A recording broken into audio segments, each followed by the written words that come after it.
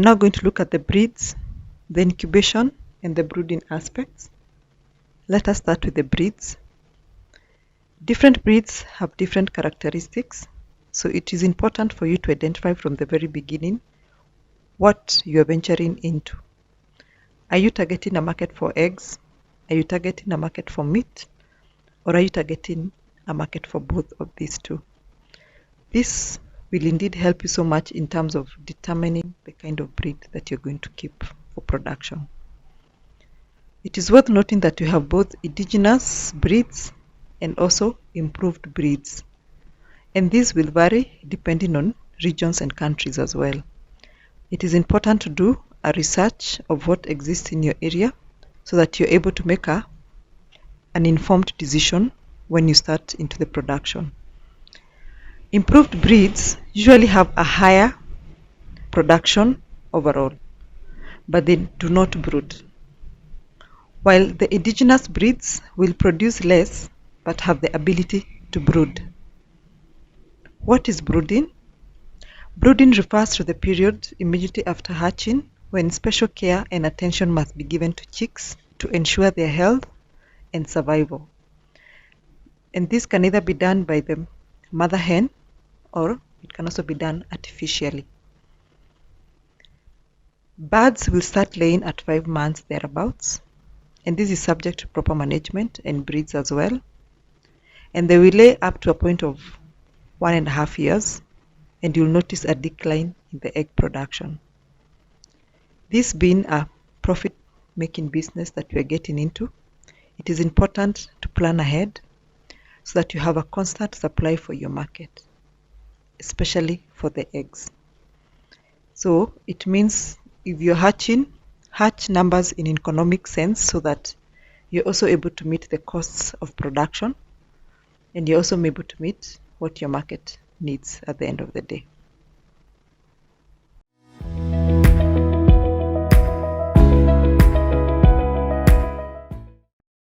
Let us now look at incubation. And what is incubation? This is when a broody hen sits on eggs so that they can hatch into chicks. And this process takes 21 days in chicken. How do we know that a hen is broody or she wants to sit on eggs? She will stop laying and remain sitting on her eggs in the nest for a long time. She will ruffle her feathers, especially more if she's disturbed or approached. She will also spread out her wings and makes a distinctive clackling sound. And I'm sure most of us have been able to observe this with our chicken back at home. We could also induce broodiness in our hens, and this helps us especially economically where we are looking at the cost of feeds and vaccination. So how would we induce broodiness? To induce broodiness, it is advised you place unfertilized eggs or a boiled egg in the nest. Make sure that you mark these eggs before you introduce them into the nest. When the hen lays, pick the eggs that she has laid and leave the marked eggs in the nest. Eventually, the hen will then start sitting on the marked eggs, and in around 10 days or so, she will be broody and ready to sit and incubate. When this happens, then now you can replace and the marked eggs, now replace them with your fertilized eggs that you've been collecting, and she can now incubate the eggs for 21 days. Remember to use eggs that have been laid recently, at least not more than 10 days old. This helps in achieving a higher hatchability rate. The longer the eggs have been stored, the lower the rate of hatching. So once this has happened, then in 21 days, we'll expect that our eggs will hatch into chicks. And we can choose our preferred method of brooding. We can either let the mother hen brood the chicks, or we can use the artificial method, depending on our available resources and our purpose of why we have gotten into this production in the first place. It is important to note that improved chicken typically will not incubate or brood their eggs, so artificial incubation and brooding must be done. Worth noting that the use of an incubator for artificial incubation will also improve production so that your hen can continue laying. For successful natural incubation, it is important to consider the following. Feed and water should be availed to the hen and at close proximity. Ensure the broody hen has no external parasites.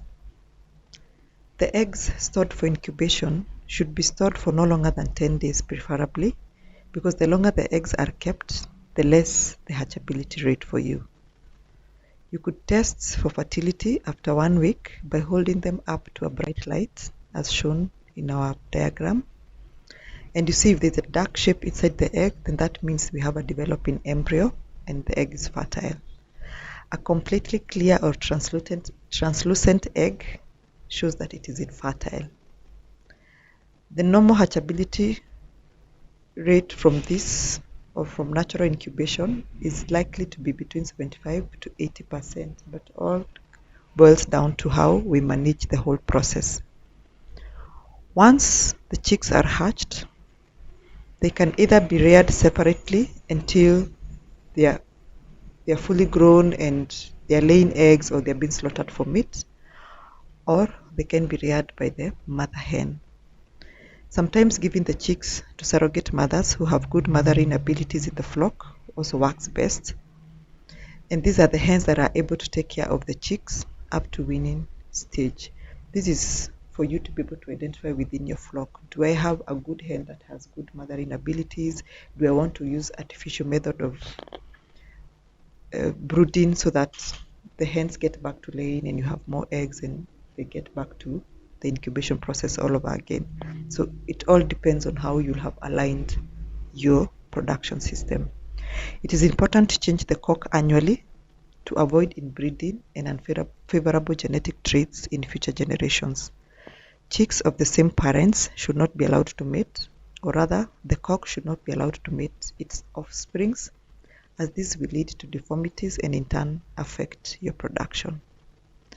Aim to produce chicks at the same time to have a good number of chicks in batches, and all this boils down for the economic sense. Like you want to be able to purchase vaccines and how vaccines have been packed. Vials are in 100, 200, 300. So if you're able to have a good number, then it allows you to be able to manage that economic aspect.